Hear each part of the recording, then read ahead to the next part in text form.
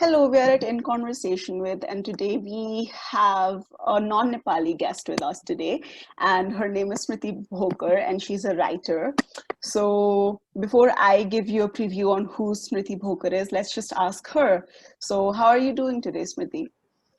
Doing very well. Thank you for giving me this opportunity, Simone. So nice of you guys to make time for me.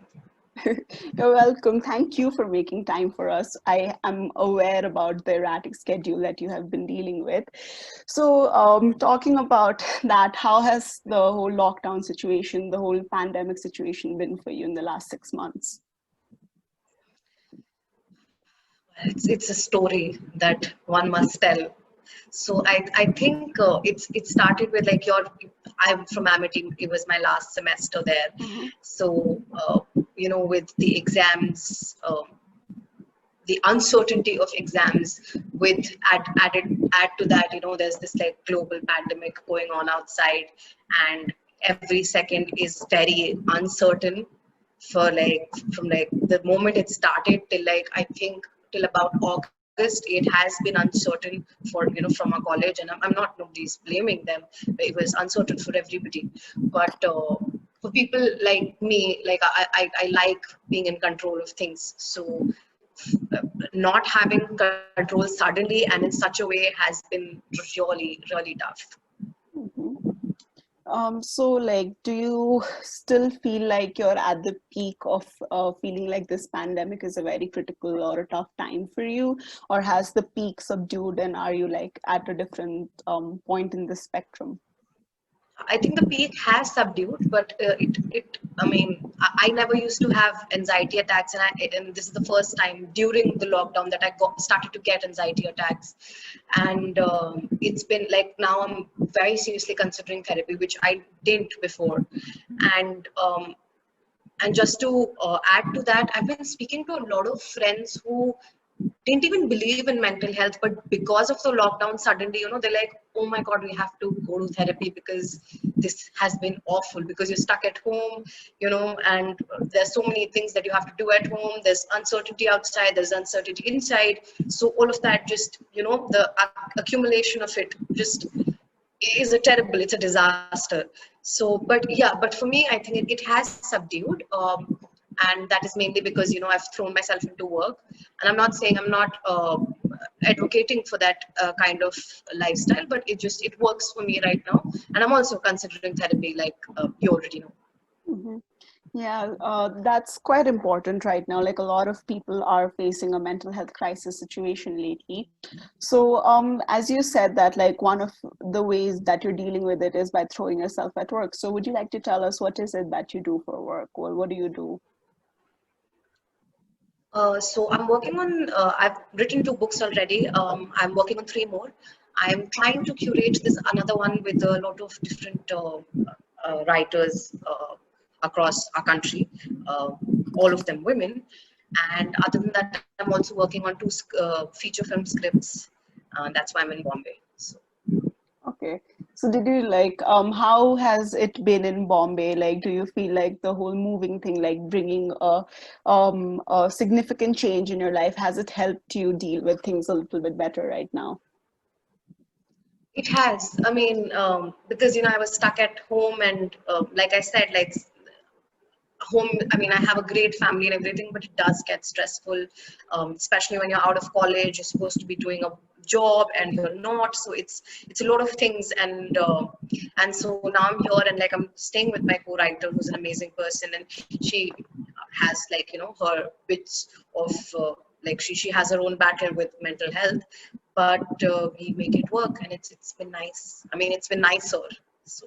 Yeah, that does sound nice, like making a significant change in your lifestyle and then feeling like things are falling into place. It seems like a very good Yeah, path. even though Yeah. COVID cases are like really high here, I'm not that scared Mm-hmm. of the virus anymore. Like I was terrified of it when I was home. I was like, I'm gonna get it, then my family's gonna get it, or else it's gonna die. I don't know what's gonna happen.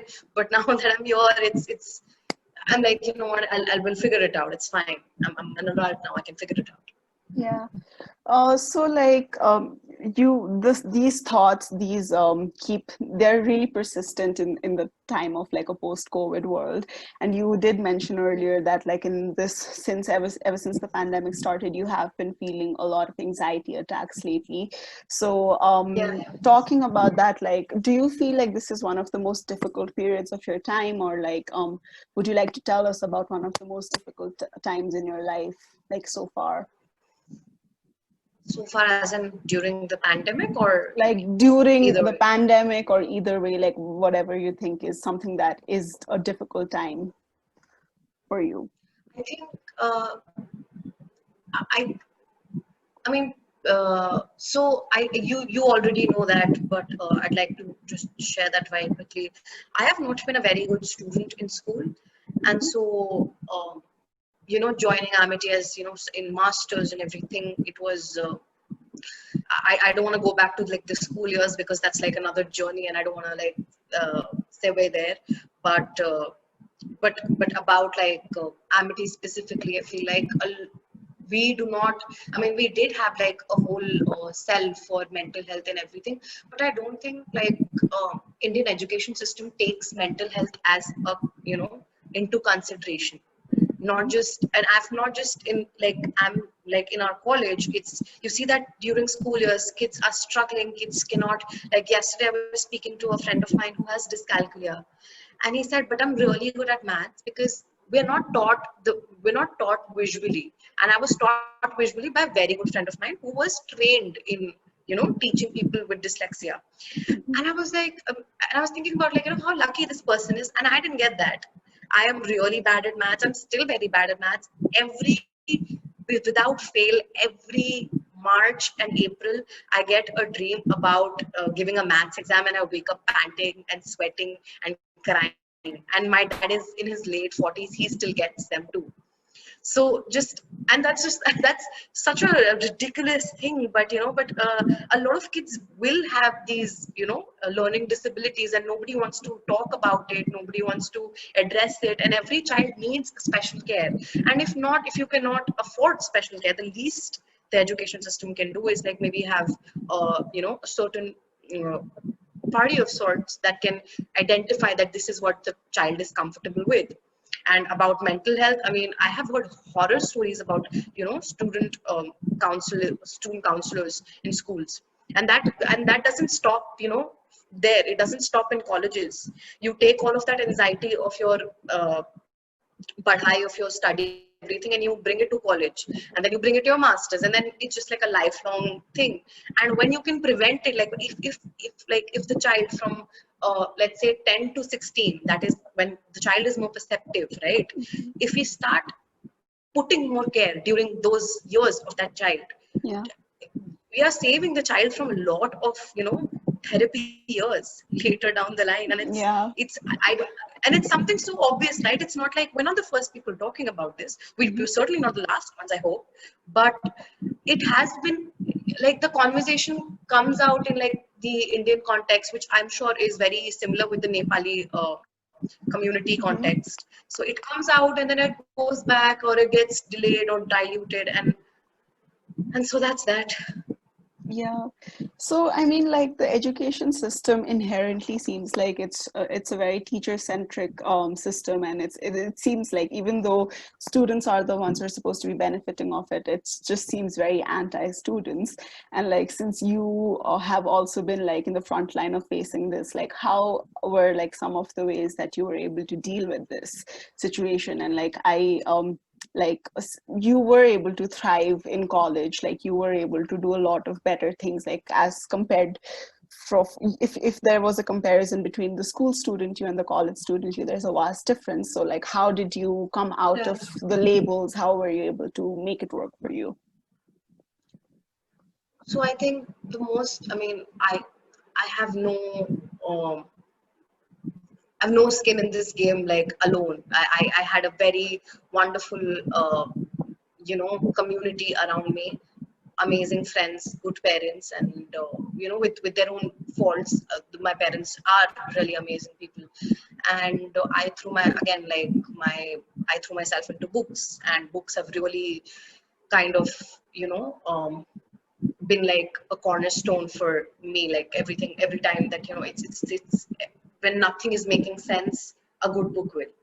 Mm-hmm. So, and that's Yeah. what I mean. During the pandemic, I've done like a lot of reading also, which I missed during, like, I mean, for 2 years, in college, I thought I didn't read as much.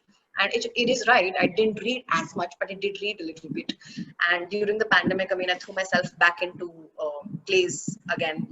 And that's actually, it's helped me. I mean, again, this is a very personal thing. I would not advocate people that, if they're going through something, they just open a book and start reading it. That's not how they should do that. But yeah, the books have really helped me. Okay. I'm indebted to them. Uh-huh. Yeah, I mean, that sounds like a very productive way to deal with things, like a very adaptive way to cope with the problems that life is just like continuously throwing at us. And like, I'm really glad Yeah. that you were able to find your solace in like books. So, I mean, moving on, like you did mention that you had some anxiety attacks during this pandemic, and you're like finally starting to see that you might be in a requirement to see a therapist. So I would like to ask you, like, what are your thoughts Yeah. on counseling? Like, what do you think about it? Psychological counseling, what are your thoughts on it? So, to be very honest, I've thought very little of it for the longest time, because my Mm-hmm. sister has been trying to, like, I think she has a good therapist now, but she's had very terrible therapist for about 2 to 3 years now. And it's the same with a lot of people, we say that, like, I think you're aware of that as much as I am. They say that finding the right therapist is like finding a soulmate. So, Mm-hmm. you have to keep trying. And for every one bad therapist, there are three good ones. Yeah. That is, just for every one bad therapist, there are at least three good ones, or Mm-hmm. ethical ones, like the term that we are using now. And I have started to, I mean, I'm still looking for, there are three therapists that I will be trying out. Like, I'll take one session each, I'll see, which one fits better with me and all of that. But I have also, while also keeping in mind that there are horror stories about it, right? I've Mm-hmm. also seen people dramatically change in a year or two after taking therapy. And I think that's just, I mean, and it's something like, I mean, it should be a very normalized thing by now, don't you think? Like, It should we be. take care, we go to the gym to take care of our body. We, eat better to, take care of, like, certain things that, are happening around, like, in like our body again. We go to look good, we go to malls, like, and buy, good clothes. So, Yeah. isn't like mental health also like an important thing that we should, be worried about, in the same way that we're worried about what goes inside our body, or what we wear, or what we read? Shouldn't that be a priority? It should be. So it's appalling that, it's, the conversation is still like, I mean, and because if you're following the witch hunt of Riya Chakrabarti, it's, the conversation of mental health has gone back 10 years now. 10 years easily. Yeah. But I'm still hoping there's hope. So that's that. Mm-hmm. So like since you did bring up like the current events that have been following with the whole SSR case, I would like to like ask you, and since you seem like the appropriate person to pose this question to, do you feel like because of the scrutiny that society puts on women, like what extent do you think like women's mental health degrades because of that, like, or what are the extent of effects that are put on women's mental health because of the scrutiny that they have to go through? Okay, so I don't think women's mental health, when mental health was even being discussed, the conception of it did not even cover women. Mm-hmm. And it's only now that, and I'm not going to say that it's post Me Too or anything, but it is only now that we are taking trauma specifically seriously, or at least, in the kind of sensitivity that we were supposed to originally, but we didn't, because all the cultures are built on, toxic masculinity in general. um, but other than that, I do feel that I'm not going to compare, like, I'm not going to compare miseries here and tell you that women go through more, Mm-hmm. because there's like, every time you say that, there'll be just one person in the comment section would be like, yeah, but like men suicide more, no, than like which is a great, it's a statistic, yes, sure, but like again, like comparing it, kind of we get lost in the way. Mm-hmm. But just imagine, mental health specifically for women in this country, and I think also in Nepal, is not just stigmatized, it is also, there's a lot of cultural pressure to be put there, that Mm-hmm. oh matlab, like for men to take like therapy is also like a taboo. Like right now I don't see a lot of my male friends taking therapy. That is also a conversation, and that I mean, if men activists want to talk about, something, then maybe they should try to normalize therapy, if that's what we're really doing here. But for women, even if it's normalized, it is terrifying to see how many women just go through life thinking that their trauma is a normalized experience. You know what I Mm-hmm. mean? Yeah. It's like you meet, like every time I meet a woman and we talk about, like, our traumas, because that's what women do, that's how, we bond, that's what we do in the bathrooms. So but like, but every time every time I meet women, it's just like they're just like laughing about it. Even yesterday I was talking about like a very terrible thing that happened to me, and I was just laughing about it, and this boy was genuinely like terrified. He's like, I'm sorry, are you okay? Are you okay talking about this? And I'm like, but this is the normal, this happens with everybody. But it doesn't, and it shouldn't, is the thing. So Mm-hmm. Mental health again, मतलब वो भी लंबा बहुत वो है, मतलब बहुत आगे जाके हम उस पर बात करेंगे. There's so many things that shouldn't exist in a woman's, like as in my womanhood, I shouldn't be experiencing trauma as a benchmark of my womanhood. You Yeah. know what I mean? Yeah. So I think that's and I mean, again, like I we we know that patriarchal culture has to, is to be blamed here. We know Yeah. that, everybody knows, nobody Mm-hmm. is denying that. And I think and I don't think we realize now what we owe to the Me Too movement, because post that we have been more sensitive, if not receptive, but more sensitive to the idea that, okay, trauma is something that every woman is living with. So you cannot just, Mm-hmm. you cannot just continue being an awful person. Yeah. That has like Me Too certainly was a big movement, and because of it, like a lot of conversations did start. And Yeah, it's amazing to see like how, there have been like more campaigns that came out of it that are working towards sensitizing the society towards mental health and making it more right. inclusive for us. And I think we still have a long way to go, but I think it's nice that we have come this far in just a span of couple of years. And I mean, talking about that, I would also like to ask you, like, so you as an independent woman who's like now working and like producing your own script, making your own scripts. So, what are like some healthy mental health habits that you follow to keep yourself in check, like to keep your mental health in check? I try not to miss my running, Mhm. because exercise does help. Like when I go for a run, I come back, feeling a lot better than I did. And at least, I mean, and I overthink a lot. So I try to, go back to reading if I'm overthinking, or go back to writing. And I cry a lot. Like I'm a very easy crier. So I've started to do this thing, and that's because of my co-writer again.